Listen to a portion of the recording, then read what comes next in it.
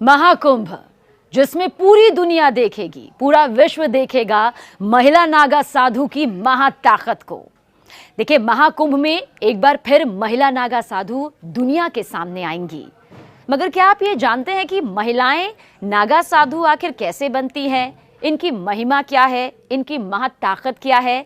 क्योंकि नागा साधुओं को तो आपने कई बार देखा होगा, लेकिन क्या आपने कभी किसी महिला नागा साधु को देखा है? बहुत से लोगों का जवाब इसमें होगा नहीं। लेकिन इनकी महाताकत से आज हम आपको रूबरू करवाएंगे, क्योंकि महिला नागा साधु लोगों के सामने दरअसल बेहद कम आती हैं। आमतौर पर उन्हें महाकुंभ के दौरान ही देखा जा सकता है। आखिर ऐसा क्यों है, किस लिए है, इसके पीछे की वजह क्या है, यह आपको जरूर बताएंगे। ये भी बताएंगे कि महिला नागा साधु आखिर रहती कहां पर हैं, क्यों वो दिखाई नहीं देती, लेकिन महाकुंभ उनके बिना अब अधूरा नजर आता है। महिला नागा साधु का पता जानने से पहले ये जान लेना बेहद जरूरी है कि आखिर महिलाएं नागा साधु बनती कैसे हैं। क्या हर कोई महिला नागा साधु बन सकती है? क्या अगर ईश्वर के प्रति, भगवान के प्रति एक आस्था जग जाए तो यूं ही नागा साधु बना जा सकता है? ये प्रक्रिया बहुत मुश्किल होती है और हैरान करने वाली होती है। तो आइए आपको बताते हैं चरणबद्ध तरीके से कि आखिर महिला नागा साधु कैसे बना जाता है। लेकिन उससे पहले कुछ और तथ्यों के बारे में भी यहाँ पर जान लेते हैं। देखिए, जिस तरह से पुरुष नागा साधु होते हैं ना, ठीक उसी तरह से महिला नागा साधु भी होती हैं। पुरुषों की तरह महिलाएं भी नागा साधु बनती हैं। महिला नागा साधु बनना बिल्कुल आसान नहीं होता। कहा जाता है कि महिला नागा साधु बनने की जो राह होती है वो बेहद कठिन होती है। महिलाओं के नागा साधु बनने की प्रक्रिया बहुत मुश्किल होती है। जितना सरल ये आपको लग सकता है, उससे कई गुना एक प्रक्रिया है जिसका सामना महिलाओं को नागा साधु बनने के लिए करना ही होता है। ये बहुत कठिन, बहुत मुश्किल राह होती है। जो इसे पार कर लेता है वही महिला नागा साधु बन पाता है। महिला नागा साधु बेहद मुश्किल, कठिन तप करती हैं। महिला नागा साधु का सारा जीवन ईश्वर के लिए, परमात्मा के लिए, भगवान के लिए समर्पित हो जाता है। देखिए, महिला नागा साधु बाहरी दुनिया में बहुत ही कम दिखाई देती हैं। महिला नागा साधु दरअसल जंगलों और अखाड़ों में रहती हैं। ये सुनने में आपको अटपटा लग रहा होगा, लेकिन हकीकत यही है। ये कई सालों तक कठिन तपस्या करती है, कठिन तप में डूबी रहती हैं। सनातन धर्म में, हिंदू धर्म में पुरुषों की तरह ही महिलाएं भी नागा साधु बनती हैं, इसमें कोई दो राय नहीं। अगर कोई महिला नागा साधु बनना चाहती है, उसकी अंतरात्मा ये कहती है कि वो नागा साधु बनना चाहती है, तो सबसे पहले बेहद कड़े नियमों का पालन उसे कड़े तरीके से करना ही होता है। यहां तक कि उन्हें भी सांसारिक मोह माया जो है उसका त्याग करना पड़ता है। और किन नियमों का पालन करना पड़ता है? देखिए, ये वो नियम है जो हर एक महिला नागा साधु को करना पड़ता है। किसी महिला के मन में अगर नागा साधु बनने की इच्छा प्रज्वलित होती है, उसे लगता है कि वो भी नागा साधु बनना चाहती है, तो उसके लिए पहले 6 से 12 वर्ष तक ब्रह्मचर्य का पालन करना होता है। यह आवश्यक माना जाता है। जो महिला ऐसा करने में सफलता प्राप्त कर लेती है, कामयाब हो जाती है, अपने मन पर काबू पा लेती है, अपनी काम वासना पर पूरी तरह से काबू पा लेती है, तो उसे गुरुओं की ओर से नागा साधु बनने की अनुमति मिल जाती है। जो महिला नागा साधु बनती है, उसके पिछले जीवन के बारे में पूरी जानकारी ली जाती है। ऐसा नहीं है कि अगर किसी के मन में नागा साधु बनने की इच्छा जागी है तो उसका जीवन कैसे रहा है, अब तक उसकी परवरिश कैसे हुई है, उसके जीवन में उसके पारिवारिक तौर पर क्या कुछ जानकारी है, वो सब पूरी तरह से जुटाई जाती है। साथ ही जो महिला नागा साधु बनती है ना, उसे अपने गुरुओं को अपनी योग्यता का विश्वास दिलाना पड़ता है। दरअसल नागा एक तरह की पदवी होती है। वैष्णव, शैव और उदासीन अखाड़े नागा साधुओं की होते हैं। अखाड़ों के बारे में हमने आपको पहले भी जानकारी दी है, आगे भी जानकारी देंगे, लेकिन एक बार फिर बता देते हैं। वैष्णव, शैव और उदासीन अखाड़े नागा साधुओं के ही होते हैं। और इतना ही नहीं, एक और खास बात, अपना ही पिंडदान जीते जी करना होता है। महिला नागा साधु तभी बन पाती हैं, पहले अपना उन्हें सिर मुंडवा दिया जाता है। यानी कि पहला जो होता है, सबसे पहले उनके बालों को कटवा दिया जाता है, क्योंकि कहते हैं ना कि एक महिला का सबसे बड़ा आभूषण उसके बाल होते हैं, इसलिए सबसे पहले इस मोह को त्यागा जाता है। नागा साधु बनने का सबसे अहम पड़ाव है पिंडदान करना। महिला नागा साधु बनने के लिए जीते जी महिला को अपना पिंडदान करा दिया जाता है, यानी कि उसे हर तरह के मोह से दूर रहना पड़ता है। पिंडदान के बाद महिला को उस जीवन से पूरी तरह से मुक्ति मिल जाती है और उसके बाद ही महिला नागा साधु ये स्वीकार करती है कि अब से वो आध्यात्म के सफर पर निकल पड़ी है। अब से उसका पूरा जीवन जो है वो परमात्मा के चरणों में ही रहेगा। वो परमात्मा के लिए ही जिएगी और परमात्मा में ही लीन हो जाएगी। अब उसका सारा जीवन उस ईश्वरीय शक्ति को समर्पित होता है। अब महिला नागा साधु को लेकर कुछ और भी सवाल है, क्योंकि दरअसल नागा साधु जो होते हैं वो नग्न होते हैं, लेकिन महिला नागा साधु गेरुआ वस्त्र पहनती हैं। पुरुष नागा साधु तो नग्न में रहते हैं, लेकिन महिला नागा साधुओं को गेरुआ वस्त्र धारण करने की इजाजत होती है। लेकिन वो वस्त्र ध्यान से कहीं से भी सिला नहीं होता, यानी कि इसमें भी नियमों का पालन होता है। जैसे कि हम और आप जो कपड़े पहनते हैं वो सिले हुए होते हैं, उन्हें हम अपने हिसाब से अपने अनुरूप बना सकते हैं, लेकिन महिला नागा साधु किसी भी तरह से सिले हुए कपड़े नहीं पहनती हैं। और महिला साधुओं के माथे में, यानी कि महिला नागा साधुओं के माथे पर एक तिलक होता है और वो भी अपने पूरे शरीर पर भस्म लगाती हैं, जैसा कि नागा साधु करते हैं, बिल्कुल वैसे ही। लेकिन जगह पर, अलग जगह पर उनका जो विशेष स्नान होता है वो किया जाता है। महिला नागा साधु बेहद सादा जीवन जीती हैं, साथ ही साथ एक लंबा और बगैर सिला गेरुआ वस्त्र पहनती है, जैसा हमने आपको पहले भी बताया। और इसके साथ ही उनके माथे पर तिलक भी होता है, पूरे शरीर पर भस्म होता है। और इतना भी बता दिए, नागा साधु, चाहे वो महिला नागा साधु हो या पुरुष नागा साधु हो, वो किसी भी दूसरे व्यक्ति के समक्ष अपना सिर कभी नहीं झुकाते और ना ही किसी की निंदा करते हैं, लेकिन उनका सिर आशीर्वाद लेने के लिए केवल वरिष्ठ सन्यासियों के समक्ष ही झुकता है। इन सभी का पालन एक नागा साधु को आजीवन करना होता है, यानी कि जब तक वो इस मनुष्य जीवन में है उसका पालन उसे अपने अंतिम सांस तक करना होगा। देखिए, महिला नागा साधुओं को लेकर बहुत सारी बातें सामने आई हैं, जैसे उनके विशेष स्नान को लेकर भी सामने बातें आती हैं। तो हमने आपको बताया कि उनके स्नान की अलग से व्यवस्था यहाँ पर की जाती है। बहुत सादा जीवन उनका होता है।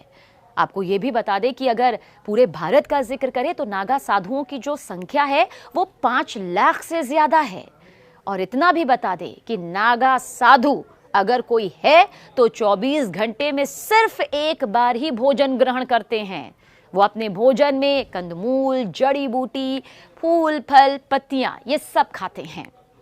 साधु संत को ईश्वर के सबसे निकट माना जाता है। कहा जाता है कि अगर ईश्वर के निकट पहुंचना है तो एक सच्चे साधु संत को देख लीजिए। सन्यासी अपने पूरे सांसारिक जीवन का त्याग कर देता है, अपना संपूर्ण वक्त उस परमात्मा के नाम कर देता है, उसका स्मरण करने में लगाता है। साधु संतों में नागा साधुओं की चर्चा देखिए जरूर की जाती है। सबसे खास बात तो यह है कि नागा साधुओं को लेकर जो एक कड़ा स्वरूप नजर आता है वो सिर्फ भक्ति का ही नजर नहीं आता है, बल्कि कड़ाके की ठंड में भी वो कपड़े नहीं पहनते हैं, नग्न अवस्था में रहते हैं। ये उनकी वो तपस्या है जिसके जरिए उन्हें ये ताकत मिलती है, ये शक्ति मिलती है। शरीर पर धुनी भस्म लगाकर वो घूमते हैं। अच्छा, नागा का मतलब भी नग्न है। नागा सन्यासी अपना पूरा जीवन नग्न अवस्था में ही रहते हैं।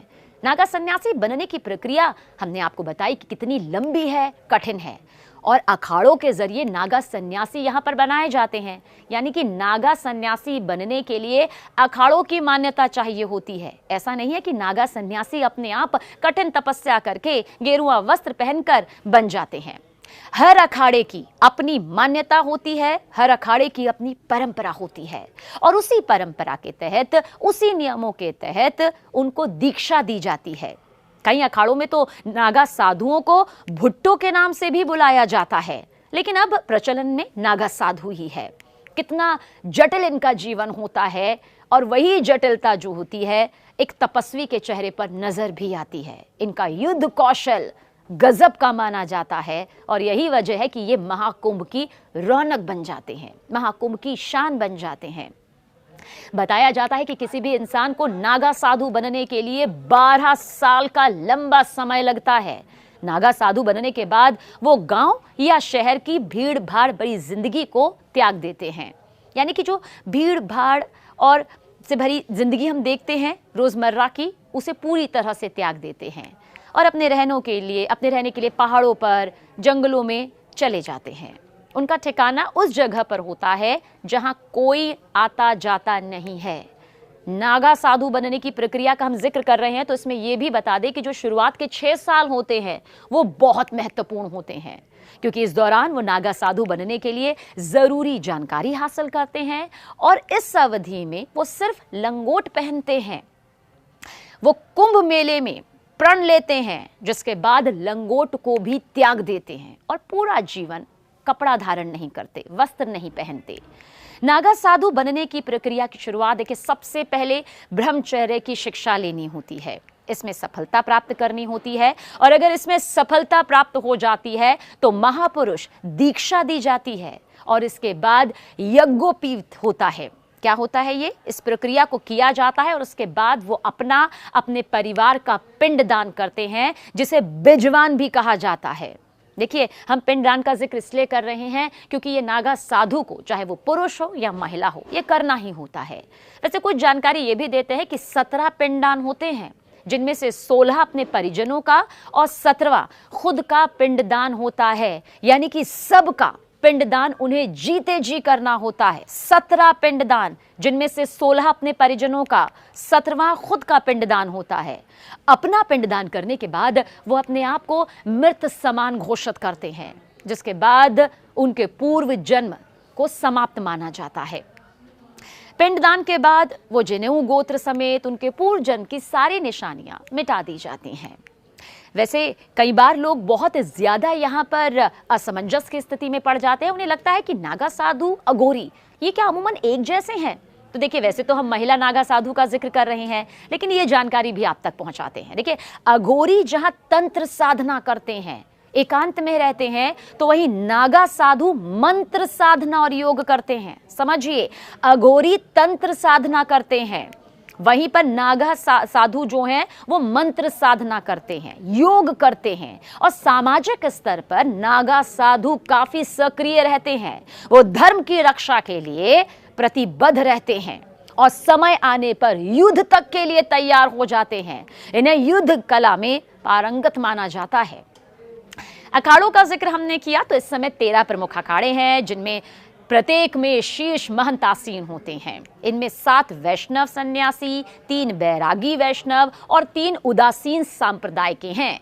शैव सन्यासी सांप्रदाय के 7 अखाड़े हैं। संतों के 13 अखाड़ों में 7 अखाड़े ही नागा साधु बनाते हैं। हमने इसलिए अखाड़ों का जिक्र किया कि संतों के 13 अखाड़ों में 7 अखाड़े ही नागा साधु बनाते हैं। अब ये कौन से हैं? ये हैं जूना, महानिर्वाणी, निरंजनी, अटल, अग्नि, आनंद और आह्वान अखाड़ा।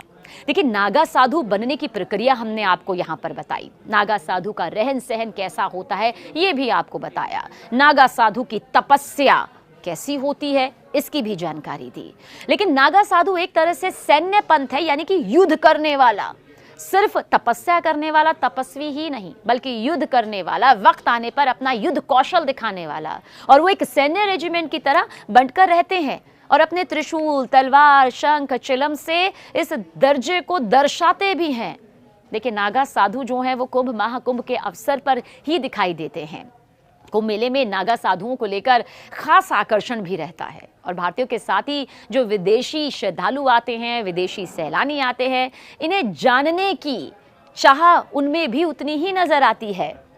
दिगंबर का मतलब आपको बताते हैं कैसे ये इससे कनेक्ट हो जाता है। दिगंबर का मतलब जो आकाश को ही अपना वस्त्र मानते हों, यानी जिन्हें लगता हो कि ये पूरा आकाश जो है ना, वही उनका वस्त्र है, वही कपड़ा है, वही उनका शरण है। कपड़ों के नाम पर पूरे शरीर पर धुनी की राख लपेटे नागा साधु कुंभ मेले में विशेष स्नान के समय ही खुलकर सामने आते हैं और विशेष स्नान, जिसे शाही स्नान कहते हैं, समय समय पर अपनी मंडली के साथ आचार्य महामंडलेश्वर श्री महंत के रथों की अगुवाई करते हुए शाही स्नान कर पुण्य प्राप्त करते हैं।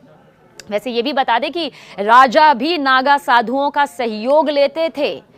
विदेशी आक्रमण की स्थिति में, विदेशी आक्रमण के हालात में कई बार ऐसा हुआ जब राजा महाराजा भी अखाड़ों के नागा साधुओं का सहयोग लिया करते थे।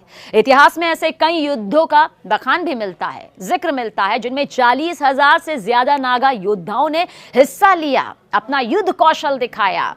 अहमद शाह अब्दाली के मथुरा वृंदावन के बाद गोकुल पर आक्रमण करने पर नागा साधुओं ने मुकाबला करके गोकुल की, कहा जाता है कि, रक्षा की थी।